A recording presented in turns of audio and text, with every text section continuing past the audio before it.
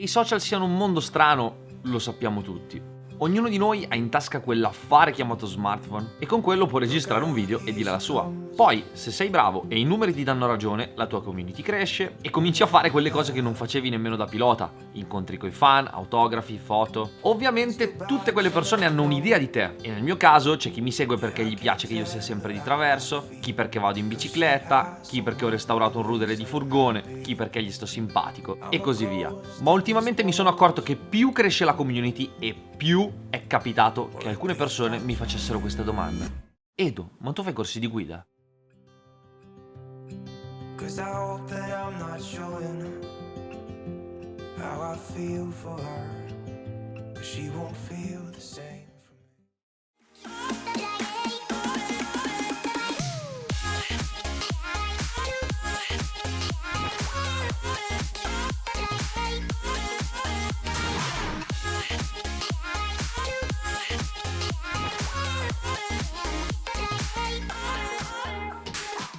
Per raccontare questa cosa bisogna tornare indietro un po'. Era il 2019, rimango senza lavoro, senza scuola guida, senza team. A piedi con tutto. E quando dico tutto, tutto.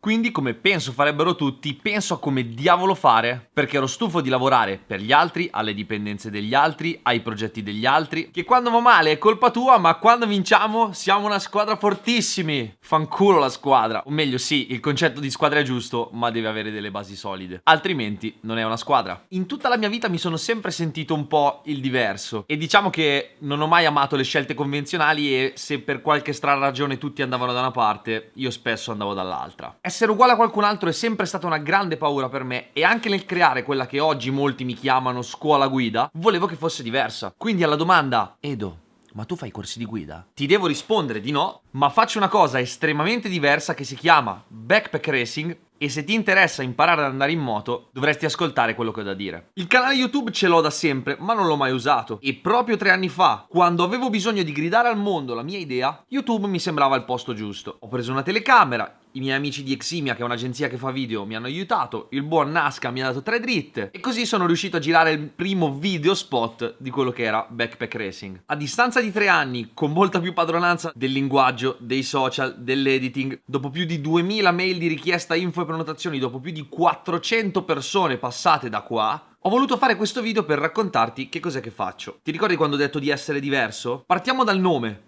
che non è assolutamente convenzionale. Molte scuole hanno il nome dell'ideatore, del fondatore. Io volevo che fosse una cosa diversa e soprattutto slegata da quello che è il mio nome. Backpack Racing, strano, eh? Ascolta bene, Backpack Racing. E cosa vuol dire? Vuol dire zaino in inglese. Ed è il concetto che tutto quello che ti serve per imparare può stare dentro uno zaino. Non è un corso di guida, è una consulenza. Vieni, ti analizziamo, ti diciamo la nostra e ti offriamo degli strumenti per migliorare. Nei corsi di moto tradizionali avrai un istruttore che gira con te, davanti, dietro, con una moto, mentre qui a Backpack nessuno girerà con te. Sarai tu contro le tue abilità, filmato da varie telecamere messe in vari punti della moto e solo dopo aver girato cominceremo a lavorare. Lo vedi che sta tutto nello zaino?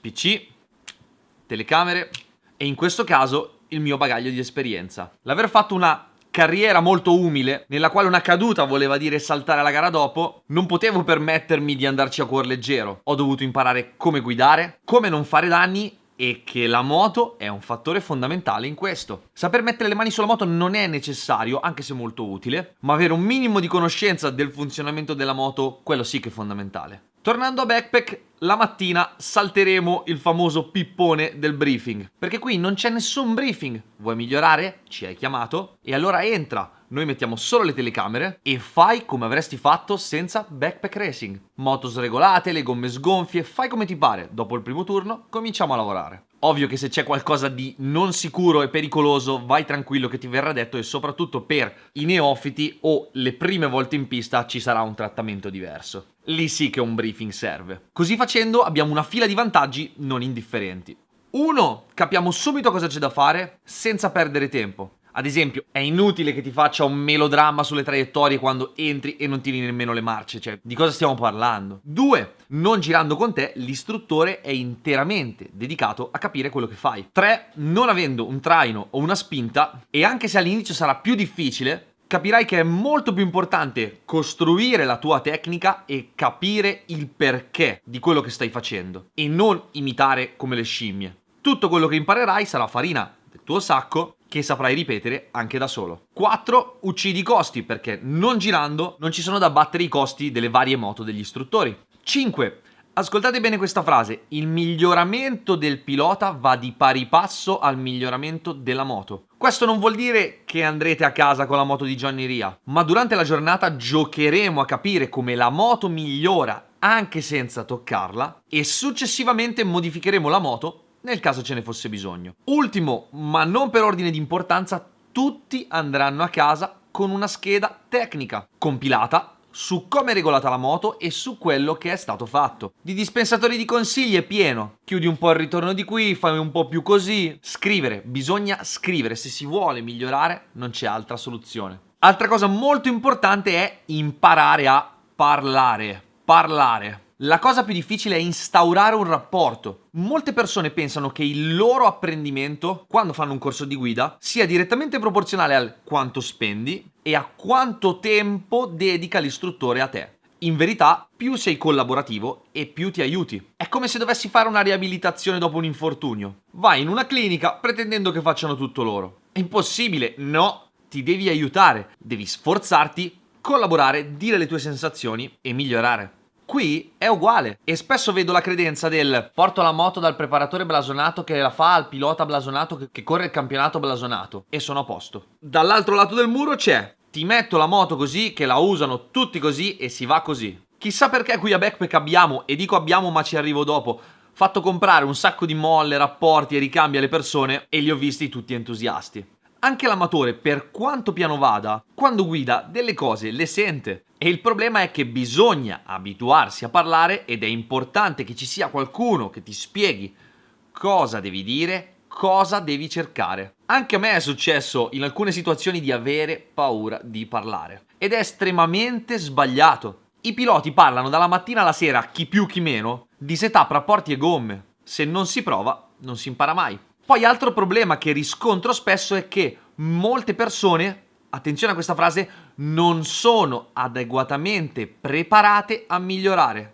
Ripeto, non sono adeguatamente preparate a migliorare. Con questa frase voglio dire che dal pilota più neofita al pilota da campionato nazionale nel 99% dei casi mancano dei concetti fondamentali. Spesso non si hanno gli attrezzi corretti, non si sanno usare le termocoperte e le relative pressioni, moto da 40.000 euro sui cavalletti di Amazon, moto nuove belle accrocchiate con pezzi aftermarket a caso, attrezzi del nonno con la ruggine nei sacchetti dell'S lunga. Purtroppo questa situazione, se vogliamo imparare ad andare in moto, ci fa perdere tempo, o meglio, non capitalizziamo il tempo che dedichiamo alla moto. Vieni per migliorare e alla fine la tua giornata si trasforma in una seduta di babysitting nella quale devi essere seguito come un bambino. Alle volte qualcuno mi ha anche proposto, giustamente, ma perché non inserisci una checklist di quello che dovremmo portare? No, assolutamente no. Se vuoi imparare, devi sbagliare, devi venire qui, non avere quello che ti serve e vedrai che la prossima volta lo porterai. Se te lo scrivessi in una checklist, questa checklist non la guarderebbe nessuno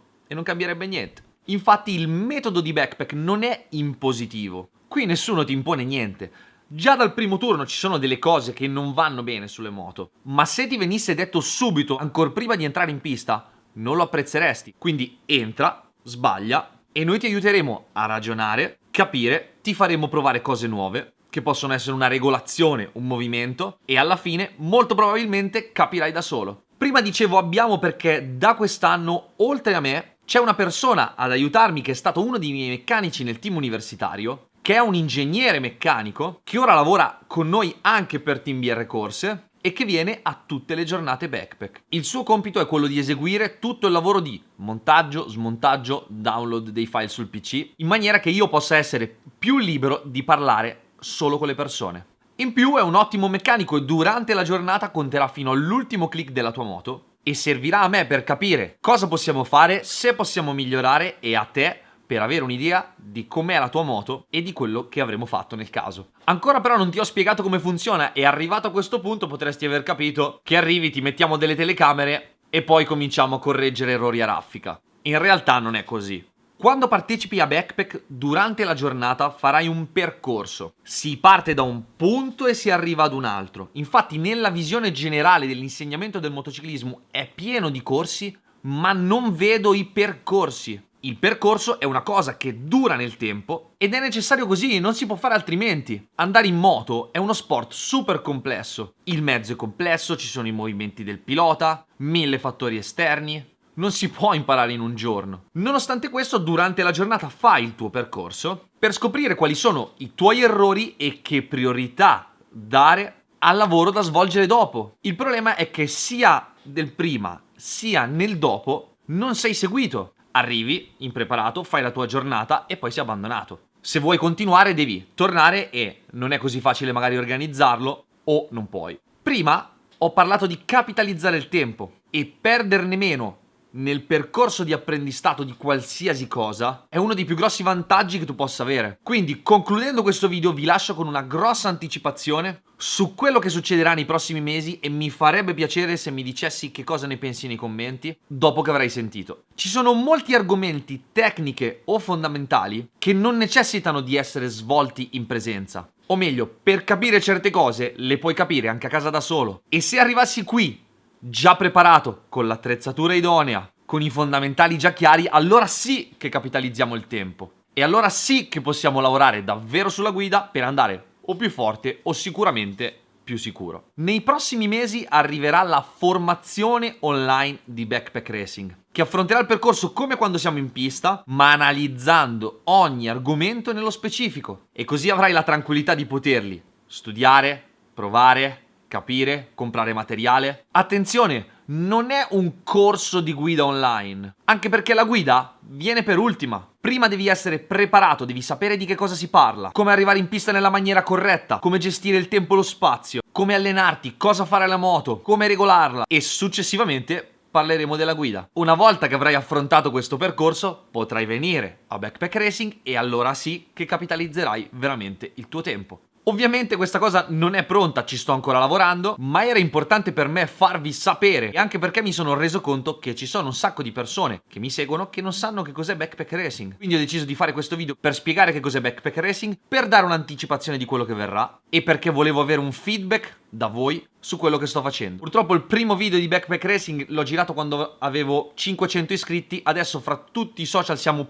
quasi 100.000, quindi vi ringrazio e se non siete ancora iscritti al canale fatelo, che per me è molto importante. Qui sotto vi lascio il link attraverso il quale potrete rimanere aggiornati sulla formazione online di Backpack Racing. Se andate sul sito di Backpack alla sezione download, inserendo la vostra mail potrete scaricare la scheda tecnica e sarete automaticamente iscritti alla newsletter, quindi qualsiasi aggiornamento lo avrete in tempo reale. Inoltre, ultimo ma non per importanza, e me ne stavo dimenticando, è che questo progetto verrà scritto e poi tradotto in altre 2 lingue, l'inglese e lo spagnolo, e quando registrerò i video li registrerò 3 volte nelle 3 lingue che parlo: italiano, inglese, spagnolo. Quindi non sarà sottotitolato, sarà proprio in lingua. Ora, cinese magari non lo so fare. E questo è per dare la possibilità a molte più persone di accedere a questa cosa. Io spero di essere stato chiaro, fammi sapere cosa ne pensi.